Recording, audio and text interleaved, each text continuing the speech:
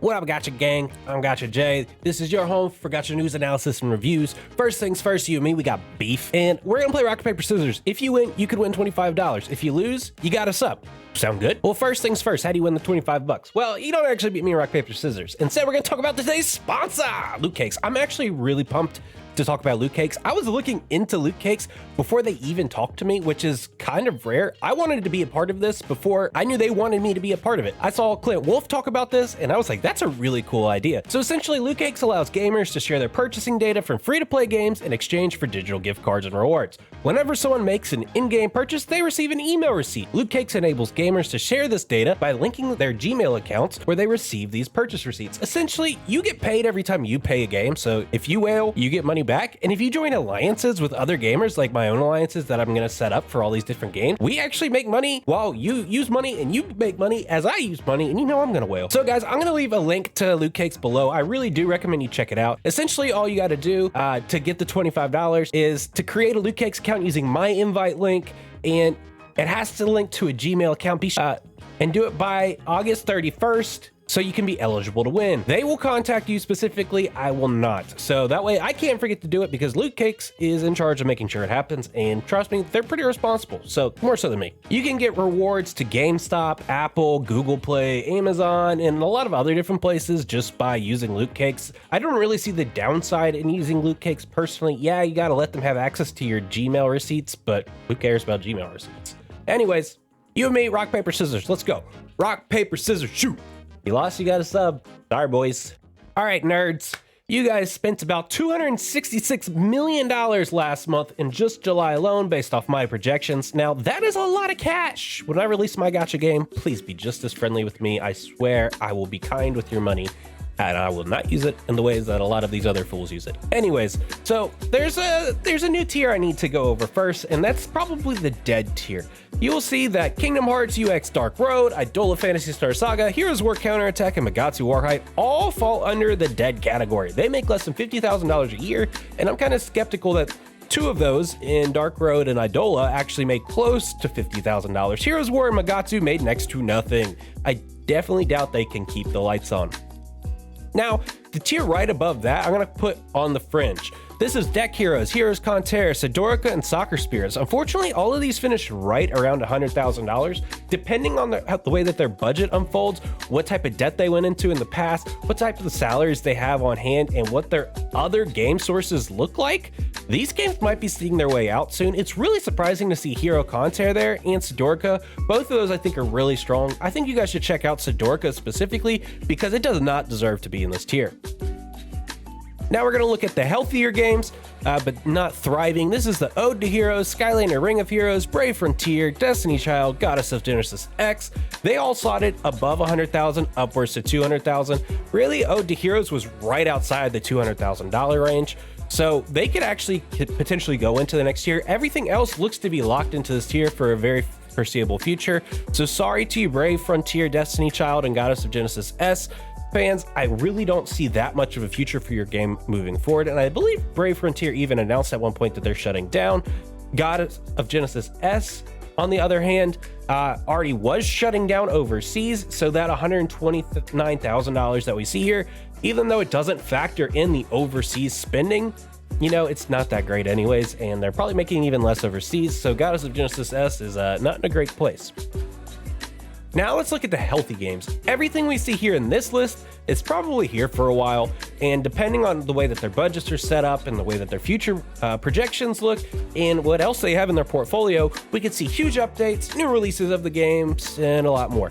This is Princess Reconnect Redrive, Lord of Heroes, LANGRISSER, which is really surprising that LANGRISSER is so far down, SKULLGIRLS Fighting RPG, ONMYOJI, which a lot of you guys seem to be hyping as of late, Magic Rush Heroes, The Alchemist Code, which is a fan favorite as well, SINOALICE, which is I would say probably a cult classic at this point in time. A lot of people love the rating system in that game, the guild system, but the thematics kind of push people off. Another Eden, probably the highest rated game you will see down here. Next to the game after that, Girls Frontline. Neither of these games deserve to be here. I think Girls Frontline is losing a lot of the revenue potential because they are pushing out Girls Frontline 2, and because a lot of the in-game things in that game are so free to play friendly that people aren't spending in the moment.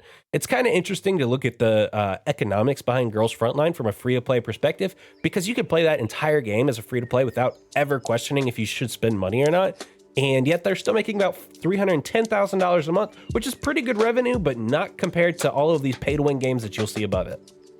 Below that, we have Food Fantasy, Illusion Connect, Brave 9, Monster Super League, and DANMACHI. All of those games I would say are healthy, probably have a very reliable income coming forward, and probably aren't going anywhere anytime soon.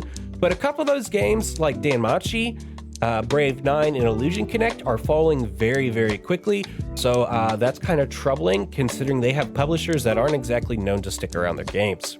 Now, these are the games that I would classify as excelling. We have King's Raid, Guardian Tales, Dragalia Lost, Alchemy Stars, Saint Seiya Awakening, Alchemy Stars, One Punch Man, Road to Hero 2, Azure Lane, Last Claudia, Puzzles and Dragons, Counterside, and Exos Heroes. All of these finish between $500,000 and $1 million a month. All of these games do not have the budget based off of the release schedule, based off the new character cycles that we see. I've looked into each of their development cycles, and I can guarantee you none of them are spending close to $100,000 a month in development and marketing, with the exception of maybe Dragalia Lost and Alchemy Stars. Alchemy Stars is a little bit on the interesting side considering that they were a recent release, so they're definitely not going to be spending a ton. They likely were spending the most in terms of marketing, but seeing that they're still making close to $100,000, actually right around $800,000, they're still probably doing good. If we said that those are excelling, well, this next tier here, I don't know what we would classify them as, but this is the 1 million to 3 million range. The 1 million to 3 million range, let's just classify it as really freaking good. War of the Visions Brave, or Final Fantasy Brave EXVIUS is right at the crisp at $2.8 million. Punishing Gray Raven at $2.7 million. And then we jump all the way down to Cookie Run Kingdom at 2.3, which is amazing to me. HONKAI Impact 3rd, which is bonkers to me that they are so low. One Piece Bounty Rush, Arknights, also another head scratcher of how it's so low, especially with how much you guys talk about it. Final Fantasy Brave EXVIUS, and Bleach Immortal Soul barely making the cut here at the $1 million cutoff.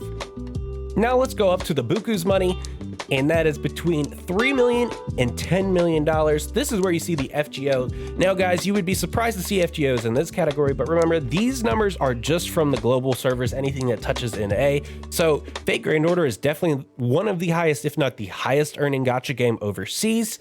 But here in the stateside, it's about $8 million a month. AFK Arena is at 7.2, so they are very, very healthy, which is kind of scary for how little goes into that game on a development perspective and a tech stack perspective. But hey, kudos to them. Fire Emblem Heroes, Epic 7, at about a 5.7 million, which I bet a lot of you are very happy to hear.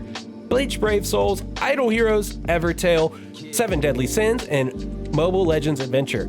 It's really surprising to me that AFK Arena, Idol Heroes, and Mobile Legends Adventures all slotted into this tier. Yeah, there's about a $4 million difference between AFK Arena and Mobile Legends Adventure, but all three of those are probably the big three when it comes to idle games, and they're all doing really, really well. So maybe idle games is the push if you can break into that top three, which is really hard because all three of those are really good and have good depth teams behind them. Now look at those that are making money hand over fist and are probably never going to stop producing within the next decade. That is Genshin Impact, Rise of Kingdoms, Dragon Ball Z Dokkan Battle, Raid Shadow Legends, Dragon Ball Z Legends, Marvel Strike Force, and Summoner's War. All of these make at least $10 million a year, and honestly, they don't really deserve to be in the same tier. Because let's look at this specifically. Genshin Impact is at $67 million a month. That is insane.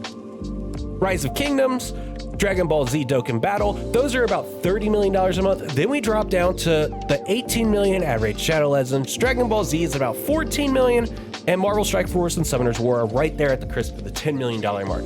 Guys, you guys are spending money hand over fist on these gacha games. That's great news. I'm excited to see how this game moves, how all of this moves forward. These numbers are definitely seeing an upswing since previous months when I passed this. Yes, a couple months have gone by, but now I'm starting to understand why summer events are such a big deal, because you guys shell out so much money in the summer. What's up with the summer? Leave me in the comments below why you spend so much money in the summer. Peace.